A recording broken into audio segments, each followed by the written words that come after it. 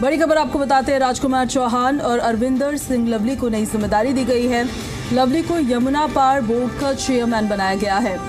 राजकुमार चौहान को ग्रामीण बोर्ड की कमान दी गई है और दोनों को कैबिनेट मंत्री का दर्जा मिला है। बड़ी खबर है, यमुना पार ग्रामीण दिल्ली के विकास के लिए ये जिम्मा सौंपा गया है। ये सर्कुलर जो जारी किया गया है उससे जुड़ी बड़ी खबर हम आपको बता रहे हैं।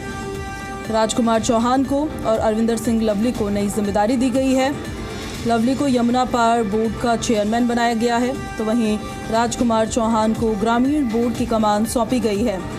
दोनों को कैबिनेट मंत्री का दर्जा मिल गया है। एक बड़ी जिम्मेदारी दोनों ही विधायकों को मिलती हुई नजर आ रही है।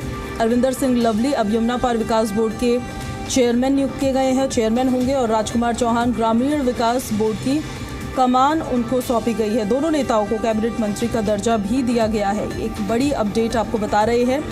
इन नियुक्तियों का उद्देश्य यमुना पार और ग्रामीण दिल्ली में विकास कार्यों को गति देना है, जिससे स्थानीय जनता को बेहतर सुविधाएं और बुनियादी ढांचा मिल सके। और ज़्यादा जानकारी के साथ सहयोगी देवेश कुमार फोन लाइन पर हमारे साथ कनेक्ट हो रहे हैं। देवेश, अरविंदर सिंह लवली और राजकुमार चौहान दोनों को ही नई नई जिम्मेदारियां सौंपी गई है, कितना चुनौतीपूर्ण है उनके लिए?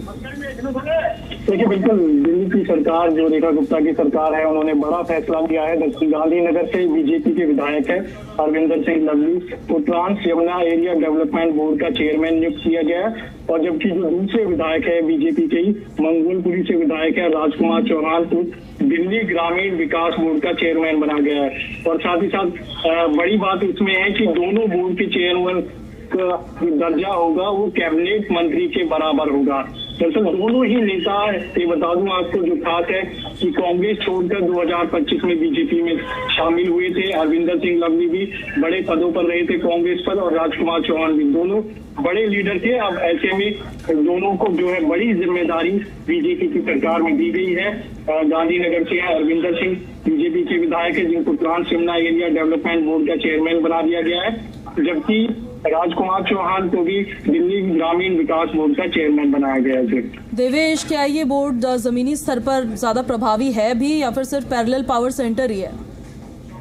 देखिए, चेयरमैन नियुक्त किया और कैबिनेट मंत्री का दर्जा दिया गया, तो जाहिर सी बात है कि जो विकास कार्य होंगे इनसे संबंधित उनमें तेजी आएगी।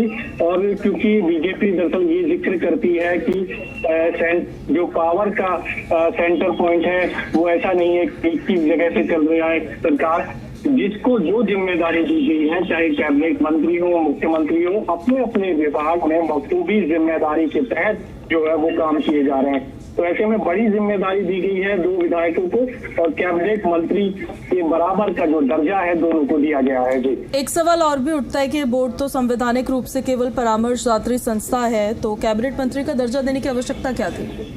क्योंकि दिल्ली की सरकार ने ये निर्णय लिया है। दोनों, और जाहिर सी बात है, बड़े लीडर थे और कांग्रेस में जब थे तो दोनों पिछली सरकार जब कांग्रेस सेवा करती थी उस दौरान अरविंदर सिंह लवली मंत्री भी रह चुके हैं। तो ऐसे में एक तरह से कह सकते हैं कि इनको कहीं ना कहीं एक इनाम के तौर पर इसको देखा जा सकता है। और क्योंकि कैबिनेट मंत्री दर्जा प्राप्त होंगे और दोनों, तो बड़ी जिम्मेदारी के साथ साथ बड़ा पद भी दोनों को दिया गया है। जी ठीक है देवेश, बहुत शुक्रिया आपका इन सारी जानकारियों के लिए। तो इन नियुक्तियों का उद्देश्य देखिए, जिम्मेदारी इनको दी गई है यमुना पार और ग्रामीण दिल्ली में विकास कार्यों को गति देना, इसका उद्देश्य यहाँ पर लग रहा है, जिससे स्थानीय जनता को बेहतर सुविधाएं मिल सके और एक बुनियादी ढांचा भी मिल सके।